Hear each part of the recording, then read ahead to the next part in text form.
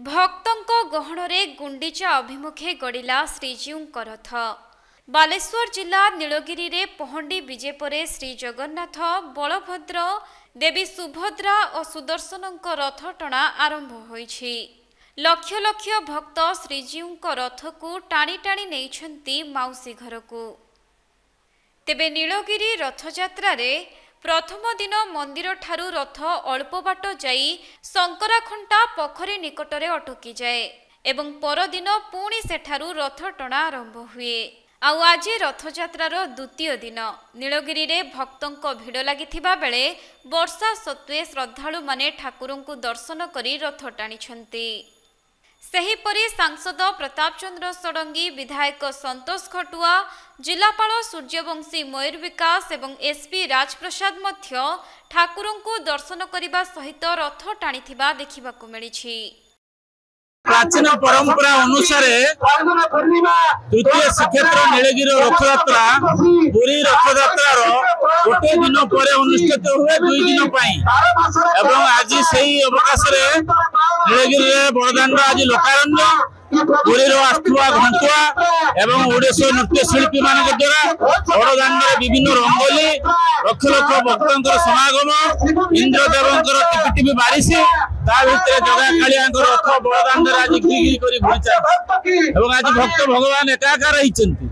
एवं आज भक्त भगवान किसी दूरता ना जाति धर्म वर्ण निर्विशेष आज प्रभु निजे आसते समस्त देखा सारा नीलगिरीवासी प्रभु जगन्नाथ डाकुची समस्त कुशल रखु समस्त मंगल रखु समस्त आसी रथयात्रा को सुरक्षार सहित आनंदर सहित उपभोग करूँ एवं प्रभुर आशीर्वाद प्राप्ति हो। व्यापक more than 7 platoon force police plan करा छाड़ा सीसीटीवी सर्वेलेंस और ड्रोन सब जिनिस अरेंजमेंट करा एठी हमें इनर आउटर कॉर्डन